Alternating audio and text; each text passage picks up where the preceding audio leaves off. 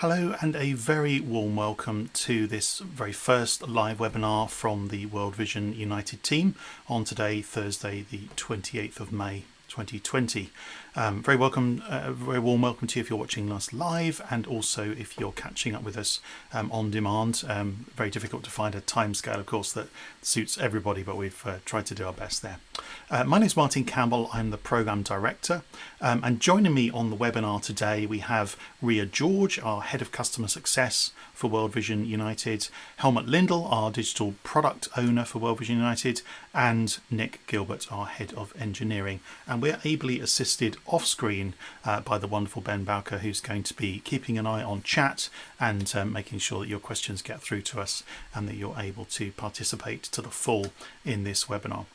So over the next 30 minutes or so, what we want to do is explore a few areas of World Vision United 4 and then spend some time answering your questions about the programme.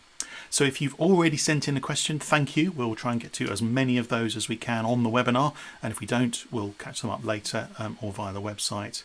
And if you haven't asked a question but you might want to, then I'd very much encourage you to make sure that you're logged in to YouTube using your Google account, because that will enable you to post a question in the chat, which Ben will pick up and share with us, and we'll get to as many of those as you can. Do feel free to ask a question whenever you feel appropriate. Pop it in the chat, and then we will come to those questions at the end of the presentation if we haven't already addressed them. So the focus of this webinar is really to introduce you to World Vision United 4, the latest and greatest release of the United platform, and really in this first session to give you an understanding of how it's put together. Then in later webinars we'll be looking at how United 4 handles particular things, analytics, marketing content and optimization approaches, as well as how you can prepare your organisation to adopt elements of United 4 or the whole platform, whether you're moving from an earlier version of United or whether you're coming in from another platform or launching digital marketing for the first time. So the layout of today's session is really going to address these areas. We're going to start with a sort of broad introduction from me of the programme overall, focusing particularly on United 4, the next release, and what's coming new with that. And then I'm going to hand over to Helmut, who will take us through the principles of how we're choosing which features and things to build into United 4 to make sure that we really do the best job that we can for our supporter experience. Then we're going to hand over to Nick, who's going to take a look for us at the architecture, the way that United 4 is put together, and particularly how that can help us to A, make a great product, and B, ensure that we can integrate with all of the different systems around the partnership that we need to be able to talk to. And then finally, Ria will chair our Q&A session, so she'll be picking up the questions that we've already received and the new questions that are coming in. So if you'd like to participate in that, as I say, do make sure that you're logged into YouTube. But for the time being, what I'm going to do is dive into the introduction to the United programme and really step you through that to help you understand how we've got sort of this far on the journey so far and what to expect in the coming months ahead. So let's just take a little bit of a history lesson first, a very brief one.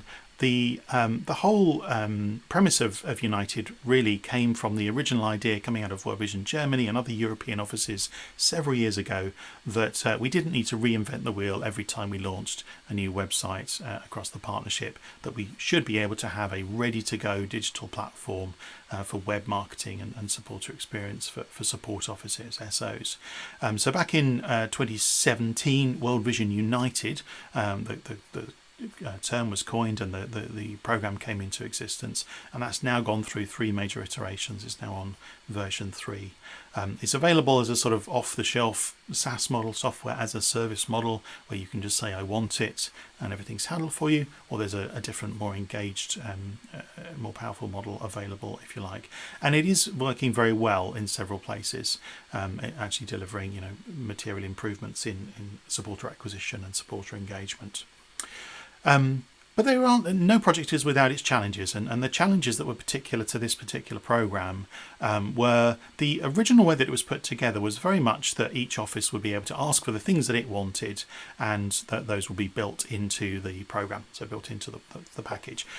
What that meant, though, was that the product ended up with a lot of customizations, and those customizations all needed to be maintained and needed to stop conflicting with each other. So that became quite an overhead on the program, very difficult to manage lots and lots of different versions of essentially the same thing. The other big challenge, though, was that in some offices the marketing capacity was really strong and we were able to get great results using the platform. But in other areas we just don't have the marketing capacity available. Maybe offices are significantly smaller, and in those places it's really difficult to get the best out of a tool if actually you haven't got the people there to operate that tool. Also, at a technical level, because of the sort of evolutionary nature of the program, it hadn't been built with a global scale in mind, and so when it came to testing, that was all done manually, and that led to some fairly challenging times when it comes to releasing major parts of the software. So on top of all these challenges, last year from the Triennial Conference and the Global Leadership Conference at the end of the calendar year 2019, there came a new requirement, and that was that we really wanted to use World Vision United to give a marketing platform to all of our smaller offices, not just the European support offices which had already adopted it, but to take it out to other small support offices, to transitioning field offices and NRDs, so field countries, to be able to give them the facility to do digital marketing. And of course, it was never built to do that, so that really did require a new approach.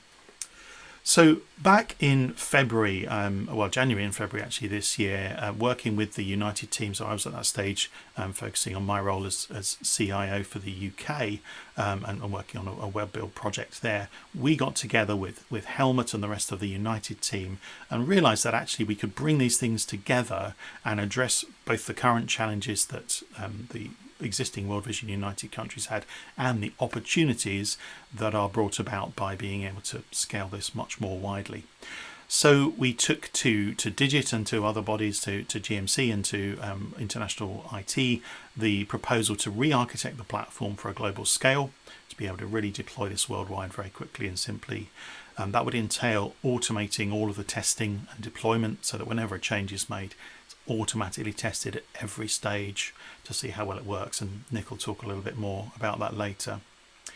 We also wanted to make sure that we really captured the opportunity of using analytics and optimization, because those tools are really the difference between a website that we think looks good and a website that our supporters engage with and engage with us as child sponsors and give us other forms of support. So we wanted to make that an absolute keystone of the program, build it in from the beginning and connect it with all of the other frameworks that are already up and running across the partnership, particularly analytics frameworks, to make sure that we tie into that and give ourselves the opportunity to learn. Works really well.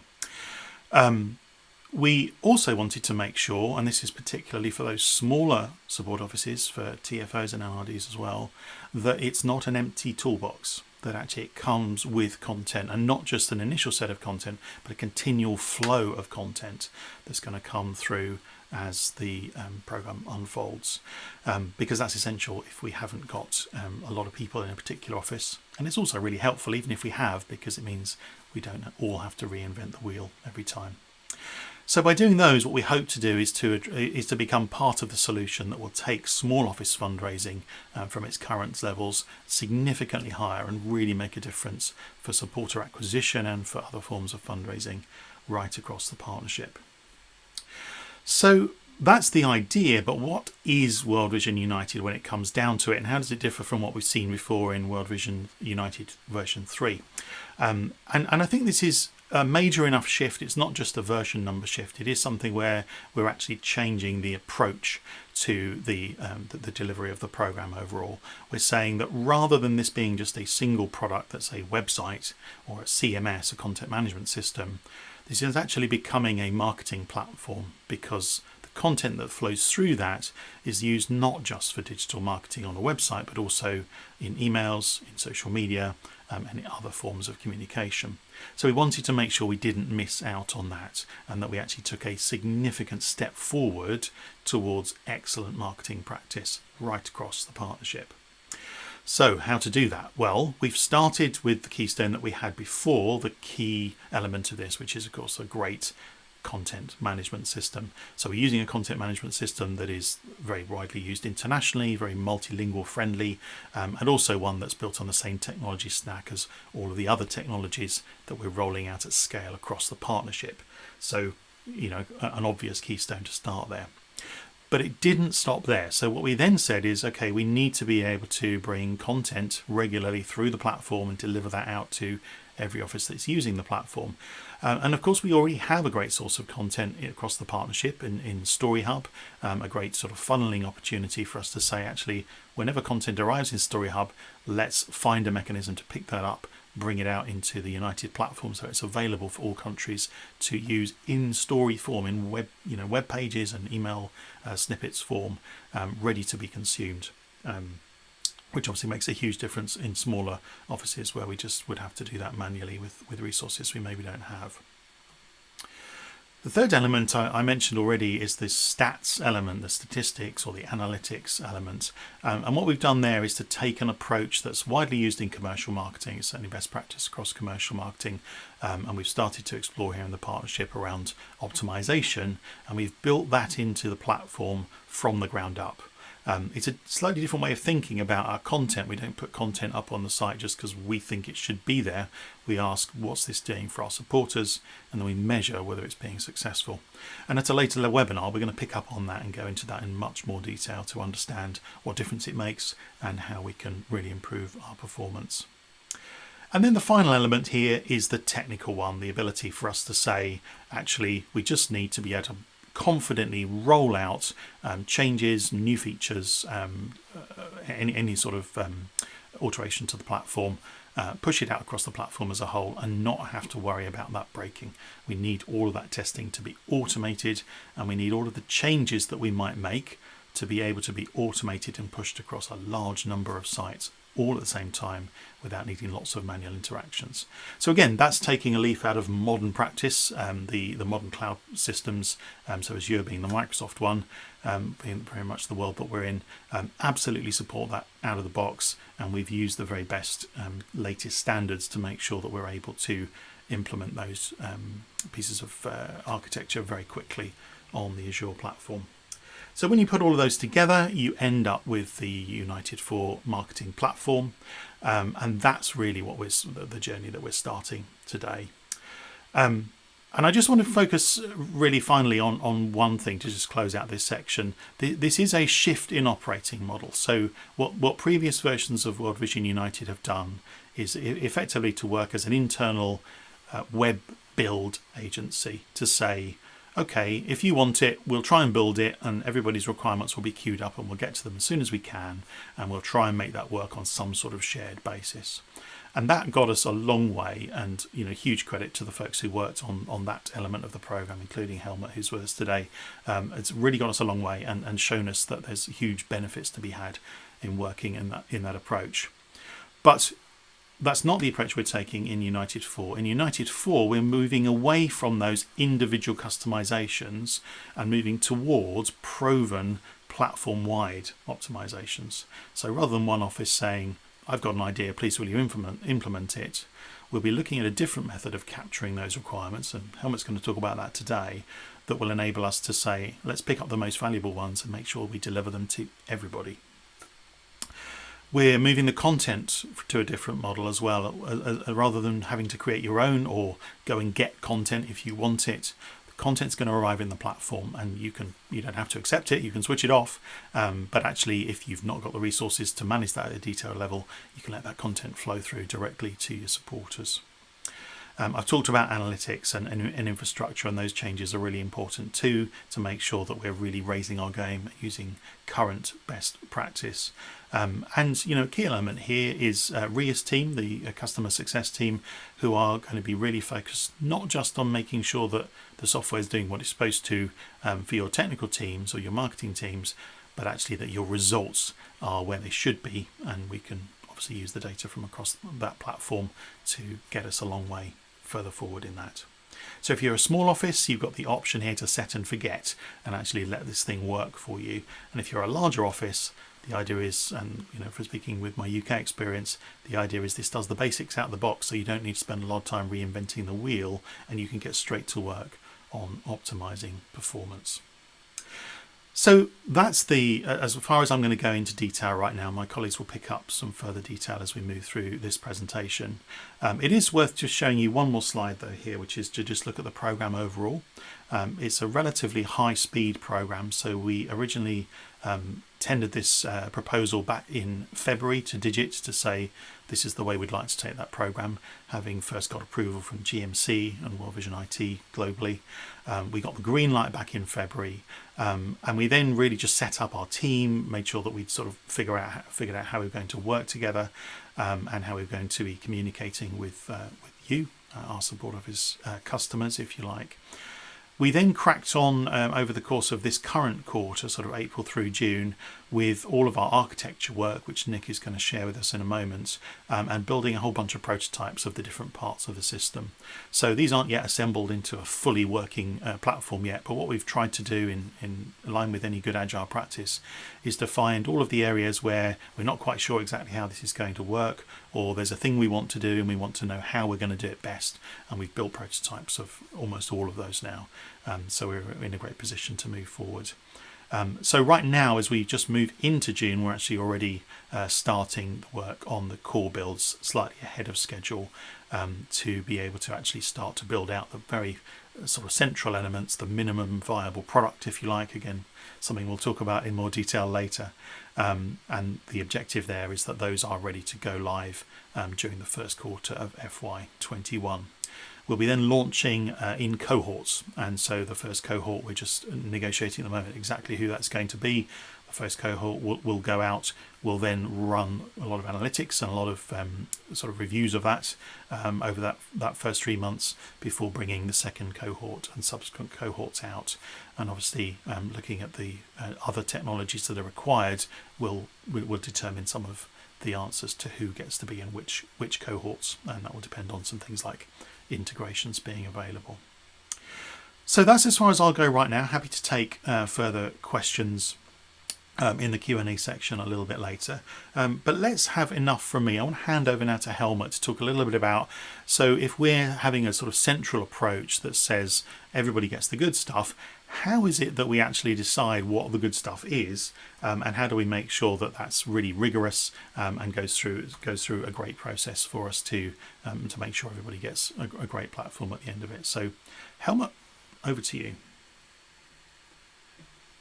Well, thanks, Martin, for this introduction. I'm excited to be here in the first webinar, which is the first one for me as well. And we have more than 40 people watching this live, which is amazing. So our goal with World Vision United is to provide a platform that is lean and scalable.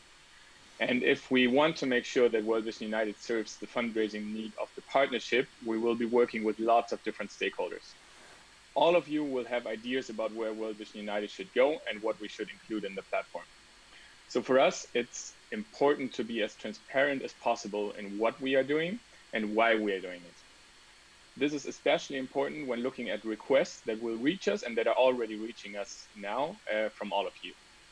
This is why we put a lot of thoughts into how we want to channel change requests.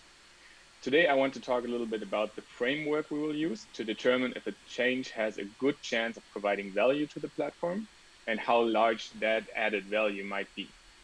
But before we come to that, I want to remind us of two of the agile principles which we try to follow at World Vision United.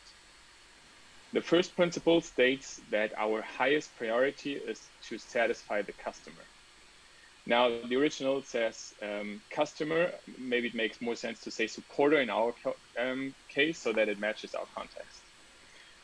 And the 10th principle states that the art of maximizing the amount of work not done is essential. This is especially important for us as we try to shift from measuring World Vision United's success in terms of the feature output towards fundraising success. But we will come to that in a minute. So when we look at a new request, and we will try to do this with our internal ideas as well, we will try to answer two basic questions. First, is this hypothesis valid? And second, how much value can we expect from a change? The first question helps us to determine what to do with an idea in the first place. Basically, we now call requirements, which is essentially hypotheses, right? Somebody thinks that something will work better if we change something. So the first question is, how sure can we be that this is actually true? In order to help us with this question, we came up with a kind of triage system that we can apply to any hypothesis. I want to elaborate only on two of the items now, digital leader best practice and business model. But we will link an article in the YouTube comments that mentions all of them so you can read up if you're interested. First, I want to mention digital leader best practice. Some things might not be present in theoretical papers yet, but there might be a clear trend among digital leaders. Maybe you have seen that Airbnb and TripAdvisor both switched from vertical scrolling to horizontal scrolling on mobile. Feel free to check out their websites to check it out on your own. This might indicate that exposure of content on mobile increases compared to the longer mobile pages that only scroll vertically. So we might already have a good indication that this is a valuable change. Second, we will have to check if a hypothesis matches our business model as well. At World Vision, we raise most of our funds from subscriptions. So this is what we should optimize for. The idea of providing add-ons in a basket, for example, might be valuable if you want to increase basket size, but this is an e-commerce metric, not a subscription metric. So while this is a great hypothesis, it might not be a very good idea in our context. So overall, this triage system will help us determine if the hypothesis is worth testing at all. The second question will help us prioritize the hypotheses we want to test. Again, we put together a couple of simple rules that help us compare the expected value of different changes. Now, we did not come up with these rules originally. They're well established. In fact, there are even calculators on the web where you can compare the relative ROI from different changes. The overall intention of that becomes clear when we look at two rules that cover impact and volume. Say you review a change that has a large impact on a user, but it only affects 1% of users once a year. Then there's another change which has a slightly smaller impact on a user, but it affects 80% of your users once a week. You can already get a better picture of the overall value each of the changes would provide. Again, if you're interested in reading more about each of those rules, we can share a link in the YouTube comments. Now I want to touch real quick on our use of the term priorities as well. Once we have answered those two basic questions about a request, it will end up somewhere in our backlog. Can we go to the next slide, please? The way we will handle items there in the backlog is from top to bottom. At the top, there will be the things that provide the greatest values to our supporters. Those are the things we're definitely going to do. Then there will be changes that provide slightly smaller value, and those changes we will do if we find the time to do them. And lastly, there will be lots of changes that provide not as much value to supporters, or that don't have a very valid underlying hypothesis. Those are the things we won't do. Now, following Agile principle number 10, we will not try and implement as many changes as possible. We also won't measure our success with the amount of changes that we are able to deliver. Instead, what we try to do is maximize the ratio between the value we add supporters and the changes we implement. I hope that this framework helps in making the reasoning behind our backlog management more transparent to you and gives you a better idea about the way that we work. If you have any questions about any of this, feel free to post them in the chat and we'll be happy to answer them later. But first, let's hear from Nick, who will talk a little bit about how the architecture of the new platform will be set up. So over to you, Nick. Thanks, Helmut. So Martin, if you can get on to the first slide. Brilliant, thank you very much. So some of you may have seen this slide before. It's a very high-level view of our architecture. As you can see, the supporters interact with the front end, the website, or via email or social media. And then staff will interact through the content management system or the apps. And then if it's an external system, then it will interact with the platform via the API gateway. And everything will go in and out via that API gateway, which gives us a layer of security as far as the platform is concerned. You can also see these verticals with module written in it. So the modules will sit right across the architecture. Doesn't necessarily need to use every aspect of the architecture, but will sit across the whole architecture.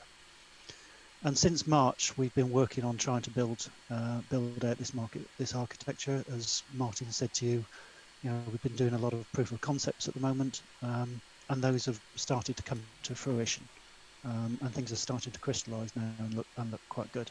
And that architecture again is important because we need to make sure that when we're developing our applications, we've got an environment that we can drop them into, which is secure and it's scalable. And as Martin said, we also want something where there's not a lot of manual intervention, so we can deploy this architecture quickly, and we can also test it quickly and test it cost effectively. So if we can move on to the next slide, then I'll just talk about the architecture from a module perspective in a little bit more detail. So there are three aspects here really of note, and that's application gateway, the API gateway, and something called Service Fabric. Now these are all products that we get from Microsoft, pretty much out of the box. As Martin said, we're using the Azure platform.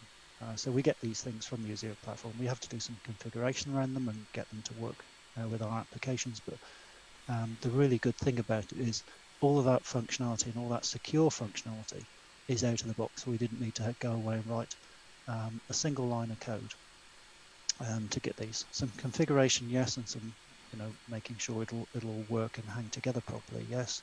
But once that's done, that whole thing is repeatable. We've got application gateway, API gateway, Service Fabric up and running at the moment for Chosen. And Chosen has actually been something that's been really great. Chosen we've taken as a module, and the wonderful thing about Chosen is elements of Chosen sit right across all of our architecture. So we've got the Chosen sign-up form, which actually sits within our CMS. We've got the back-end functionality, the admin functionality, which sits in the application. We've got various microservices that will integrate into the digital data layer, and also, as we go forward, external systems as well. So it's been really great as a proving ground to get our architecture up and running, which we've not completed everything, but we're pretty much there at the moment and feeling very confident about that architecture now. And a lot of these things will be usable, reusable going forward. So when we come to build the next module, a lot of the lessons that we've learned in terms of application gateway, API gateway, Service Fabric, we can roll out those other modules much more quickly. And just a little bit of detail around those particular modules. So application gateway gives our supporters a nice single interface into our systems. So you can see on this diagram, I've actually got an Umbraco as a standby and also as a live.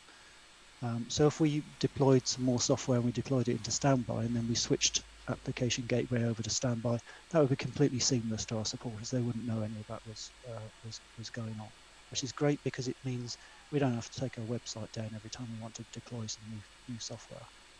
And the API gateway, which is really, really important piece of equipment, because that is the thing, that is our gatekeeper into our microservices and also then into our back-end systems, which we need to make sure that we're protected. So if you're an external system, or even if you're one of our internal systems, you have to prove who you are. An API gateway will validate who you are before it will let you in. So it allows our back-end systems, the CRMs, things like systems like Horizon, to be protected from potential hacking from outside. And again, as I said before, that's something that we haven't necessarily had to write a line of code for. We get that functionality out of the box on the Azure platform. So some great stuff there. What we've also been doing, and Martin touched on this earlier as well, on the rapid deployment side of things, and also avoiding lots of manual processes and test automation. So sort of in lockstep with all of this, and with the development of Chosen, we've also been building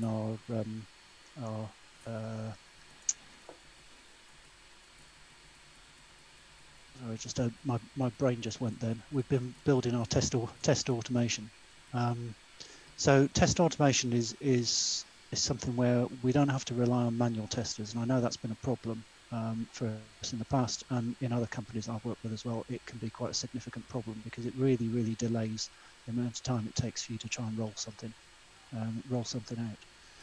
So we look at all of our functionality, and if you take Chosen, then we look at the Chosen sign-up form. We look at all the user journeys through that Chosen sign-up form. We don't just try to run happy path tests either. We will try and run destructive tests, and then we'll look at the responses that the system gives us. And if there's an issue, then we'll flag that up and then we'll fix it. So it's very much find and fix early, and those tests can run in a matter of seconds. So something that would take a manual tester maybe minutes or even hours, we can run things significantly faster than that, and we can run it over and over again. So once we've completed the development of those integration tests, those system tests, then we can run those free of charge as often as we like, and we slowly build up a bigger and bigger suite of tests as we go forward and as we develop the application. And that's something that's not just good for the application as we're building at the moment, but it's also really good for the future, because if we want to extend that in any way, we've already got that bank of tests. So we can extend that functionality, we can drop that functionality in, and then we can run that bank of tests and make sure everything is still working. And we don't need to use a single manual tester for that. So it will help us in the future as far as getting changes deployed more quickly, and it will help us in terms of this current project, because as we build up those automation tests, we can very quickly verify that what we've already built is still working. And then finally, the other piece that we've been working on is something called pipelines. So again, as Martin said, we don't really want to be doing a lot of manual processes to try and build infrastructure and then deploy our solutions.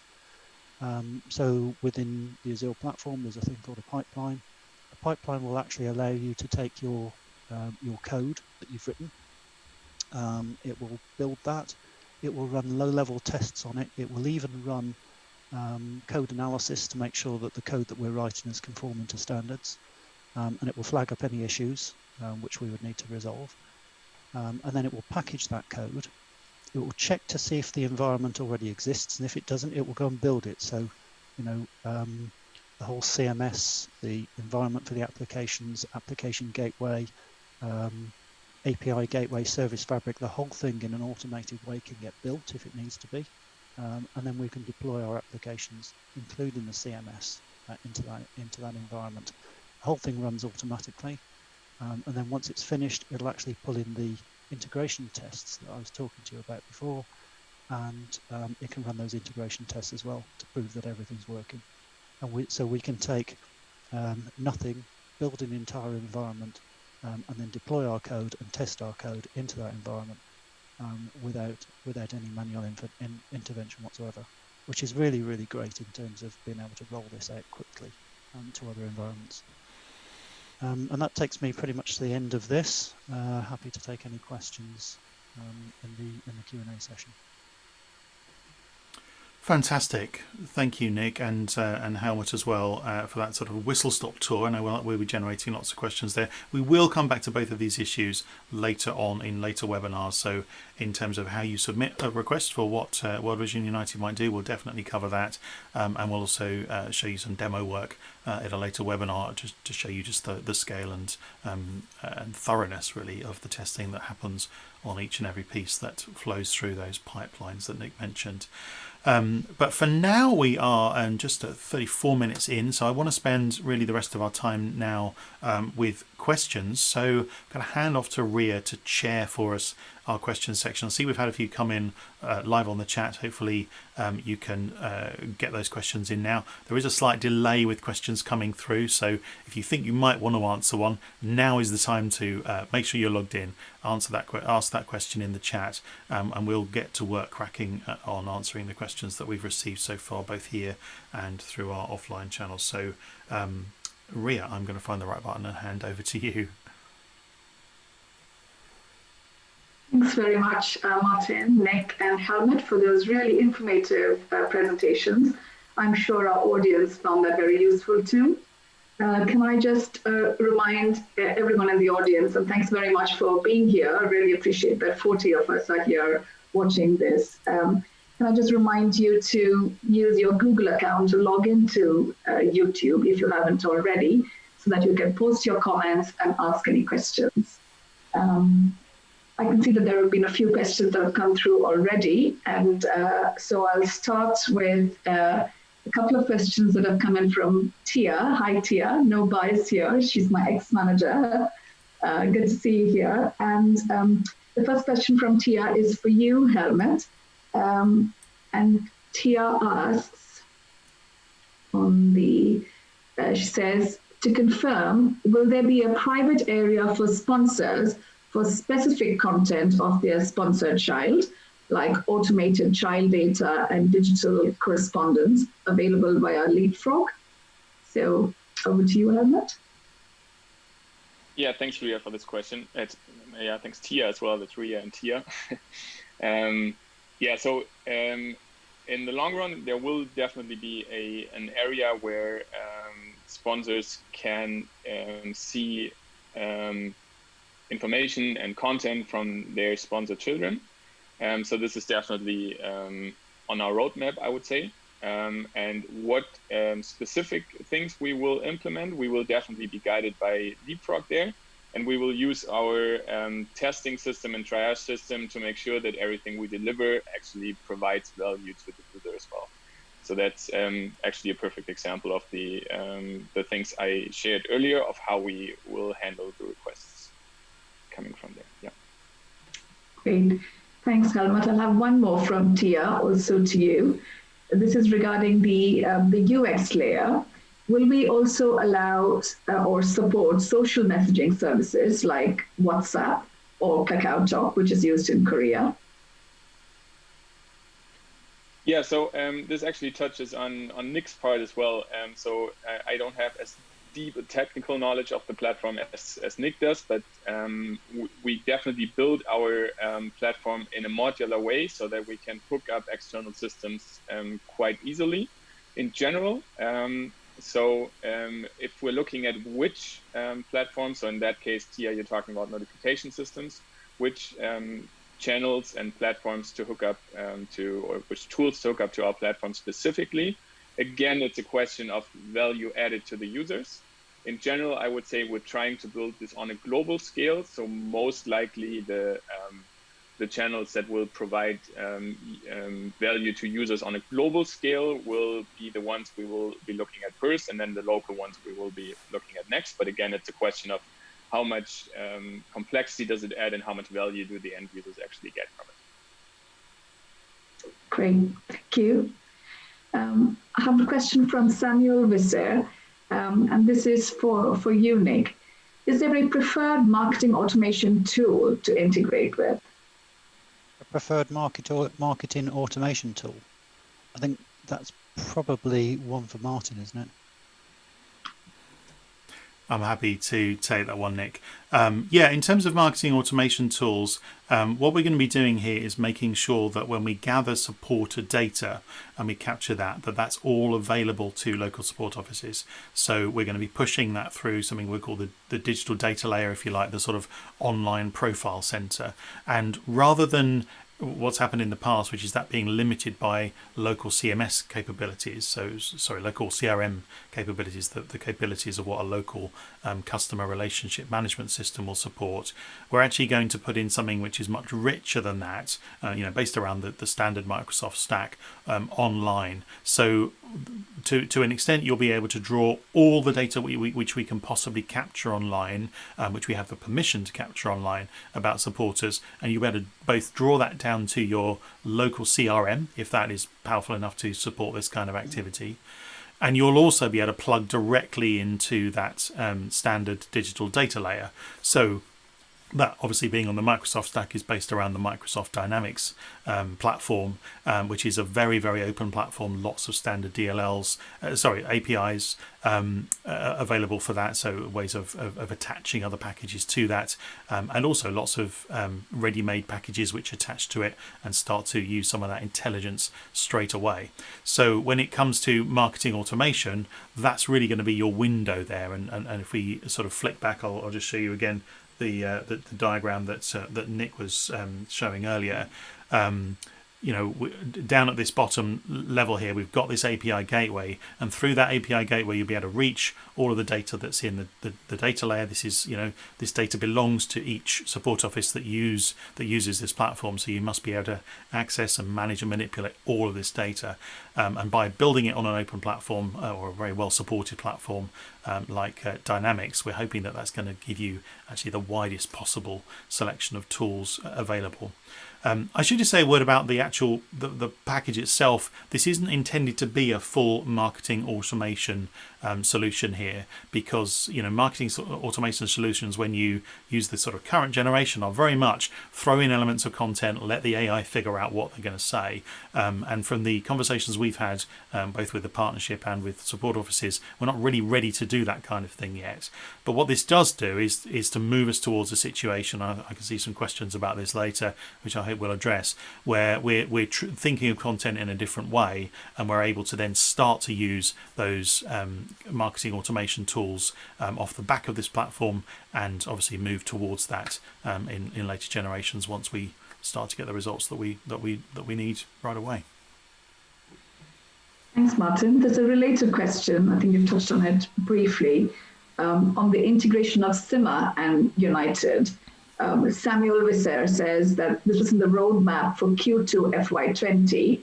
Will this happen with United 3, or will we delay till we deploy United 4? So the United team are very much focused on making sure that United 4 will support integrations from any CRM that's hanging around in the partnership, whether it's a sort of partnership supported one like CIMA, or whether it's one of the ones that's been adopted in the absence of that kind of platform. So United 4, the API within United 4 absolutely supports integrations from things like CIMA.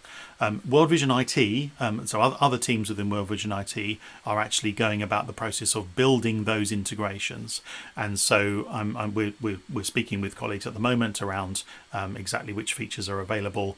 Obviously the challenge with CIMA is that it's very much constructed in the days when online wasn't really a thing, and so the sorts of data flows and business processes which are necessary in order to deliver online experiences that one would expect to flow relatively quickly and smoothly are really challenging to deliver in an environment like CIMA. So we're going to work with World Vision IT to help them to deliver that for you.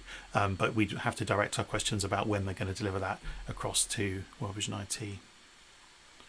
Okay, thank you. I have a question from Amy Davey. This could be possibly answered by Nick, because he touched on it. Can you speak to which apps will be available in the MVP and what may be already in the pipeline? And also, particularly this part is something you covered. Also, is Story Hub integration included in the MVP? Is that for me? Which apps are you saying?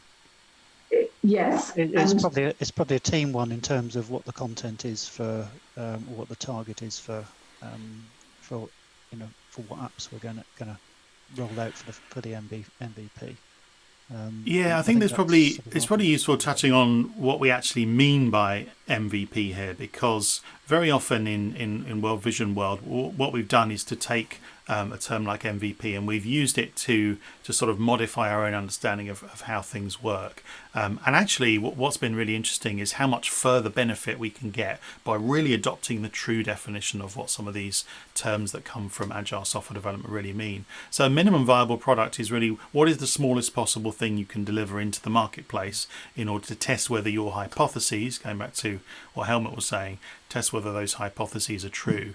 So in terms of what we launch with the cohort 1 countries, we're too early in the development program to see that. Agile means that we don't get to determine exactly what's in there until we're a little bit closer to launch.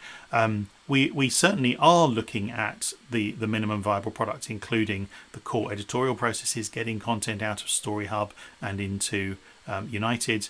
But I think the important thing to understand here is when I displayed that cohort diagram, which actually I'll call back up, the platform is developed throughout the life cycle. So as time goes on, the platform gets more and more developed. So what's in the platform at the point where you take it on very much is determined by when you come on board. So actually for organizations like, UK is very much targeting to join in cohort 1, we're not expecting to see everything joined up and linked and perfect in a matter of just a few months from now. So we're expecting to see that evolve over the months that follow, according to the priority principles that Helmut outlined. So if there are particular things that, as a support office you absolutely need, then it may be that if there's a cohort that doesn't contain that, you might want to wait till the next cohort to get there. But as we get closer to launch and as we actually start to deliver these elements of the software for real, we'll actually publish the roadmap once it becomes something that we've got the evidence to support. Because as Helmut said, we're not going to make a decision to put something into the platform until we've proved that it's actually going to work in the platform. So I think Story Hub is one that we could say right off the bat, well, that's a really obvious, easy win. But we do have to make it work. If it becomes too creaky to work, it's something that we have to put on the shelf and find another way to solve that. So once we've solved these problems, we'll then put them on the roadmap and it will then become clear when they're available for different offices. But until then, I'm afraid we have to be patient and focus on the areas that we're working on today. So the point of these webinars really and running them monthly, which we fully intend to do, is to make sure that we can keep you updated as we work through this uncertainty and as we get some clarity on the roadmap moving forward. You'll be the first to know. This is where we'll be announcing that. Ria. Thanks, Martin. Yes, Nick? Ria, I just noticed a question from Xavier just on the architecture. I wondered if I could just answer that one. Yes, sure. Yeah. So that says if we need to adjust the UX layer, do we have the flexibility on that? And in the architecture slide, there's an app in the UX layer. Does that mean the United support have to use a mobile app? I think that's what Xavier is saying. So as far as being able to adjust the UX layer is concerned, we will give you as much flexibility as we can give you within that can be produced out of a content management system. So, we'll give you templates, and within those templates, then you'll be able to drop certain controls in there. So you can put images in there, you can put video in there, and you'll have complete flexibility to drop that in, as well as whatever content you want to put into there. If you wanted to actually re-architect those templates or come up with a new template, then I think that would probably follow the process that Helmut has talked about. So we would be, we'd have to look at that separately. So if you look at the flexibility you get out of a content management system, there's a lot of flexibility there, but that flexibility only goes so far, and then we have to look at, well, do we need to implement a new template for that, and then what's the value of that, and it will go through the, as I said, the process that Helmut talked us through. I think also just touching on the app side of things. So if we use Chosen as an example, the app there is actually the functionality, the back-end functionality, the admin functionality that we'll work with. So it's not something that we would, that's not public facing, that's internal to World Vision facing. I don't see that you need to use a mobile app for that, although possibly you could. But predominantly those apps will be desktop focused, and they are back-end applications. So the app itself doesn't really sit in the UX layer. The content management, the website, that sits in the UX layer. But the app itself is more, just imagine that as admin functionality. Yeah, it's useful just to clarify that point, actually, because we've used terminology here in its general sense, and actually elsewhere in World Vision, the app is actually referring to the mobile app, the supporter-facing mobile app that's originated in Canada and gone elsewhere. Now, at the moment, and I know we've had questions on this prior to the event, so I'll just answer this. The mobile app is targeting larger support offices, and obviously the United platform is targeting smaller support offices, TFOs and NRDs, and so there isn't a lot of overlap between those. So we're keeping a weather eye, working with the app team to look at how we can bring those together further down our line in the future and make the app available more widely. But we're certainly seeing that there are other forms of communication which are already proven to be foundational, which we need to do first before we get into a mobile app. So great web comms, great email, great social are all absolutely foundational, and we'll do all of those before we do any sort of integration with the mobile app. So when you see app on the screens here, we're talking about web applications to control particular modules within United. Great, thank you, Martin. I have a couple of other questions from Xavier CM Taiwan, which I'll direct to you, Helmut. The first one is related to the content management answer from Nick about, and I'll just call it out here. It says, does the CMS flexibility support video content management? And the other question from Xavier is about the principles that you talked about, Helmut, which is, when you mention the principle of making changes, how will you measure the impact to decide the priority? Since the size of SOs are different in terms of the fundraising, etc., and that's quite pertinent to cohort 1 because you'll have UK quite big and some other smaller offices which will be in the same. So 2 questions for you there. Yeah, thanks, Ria. I think I'll add a third question to this, which just came from Andrea from World Vision Netherlands, who asked, how do you make sure that the platform is optimized for Google based on SEO principles? Because I think that runs along the same lines.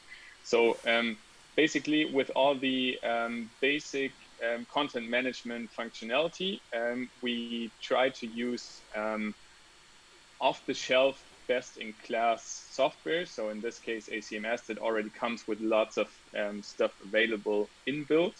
And we try to customize that as little as possible in order to make it scalable and robust, so that when next time Umbraco updates their version, we don't have to put a lot of work into to upgrade it as well.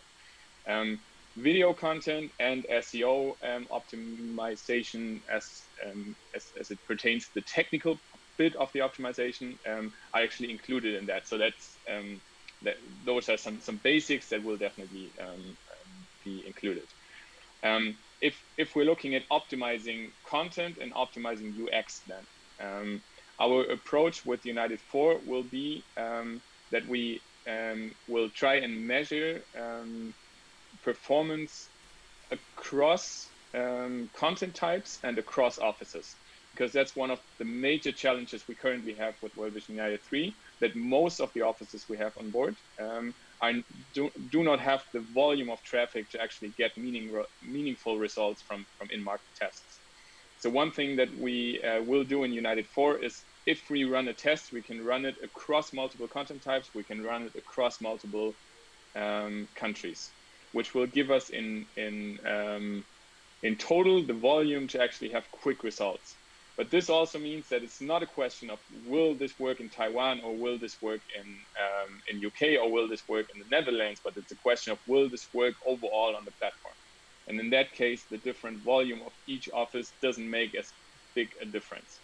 Now, when we are done optimizing on a global scale and we feel like we are all optimized and we don't have any other ideas, we can look at, is there stuff that works better in Taiwan than it works in the Netherlands? And is there stuff that works better in the Netherlands than it does in Taiwan? But these are really questions for a long way down the line, because I think we have lots of low-hanging fruits that where we have lots of opportunities to optimize on a global scale before we go into this, how do we optimize in different markets in a way that it actually justifies the added complexity that comes with it.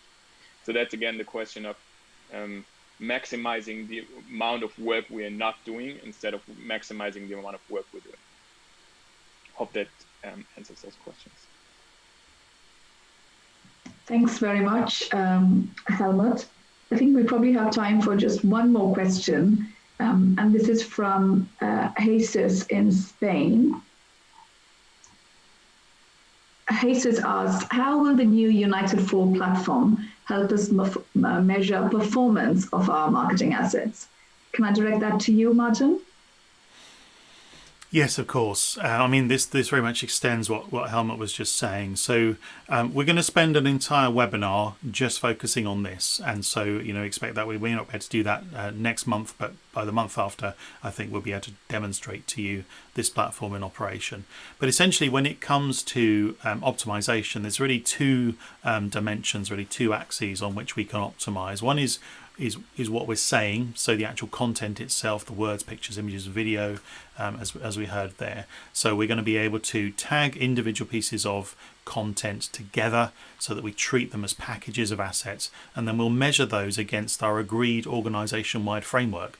We already have the RACE framework of reach, act, convert and engage, those 4 stages, which have clear goals associated with them. So by tagging each piece of content into the relevant place on that framework, we can see how well it works and we can measure it against an organization-wide standard. So we're going to be doing that, and again I'll share much more detail about that when we have a specific webinar to cover it. And that's one dimension, and that's one where we're going to see some really interesting local variations. There'll be content that we distribute centrally across the platform, which can be used largely unchanged. So who is World Vision? What do we do internationally? Some of those things will be applicable to us pretty much all worldwide, but others will need to be varied considerably. So if my particular support office supports a field program in one country, but the next support office doesn't support anything in that country, then it's not going to make sense to put the same information on both sites. So we're going to have to adjust for that, and we'll see this content being sort of measured across the places where it's delivered.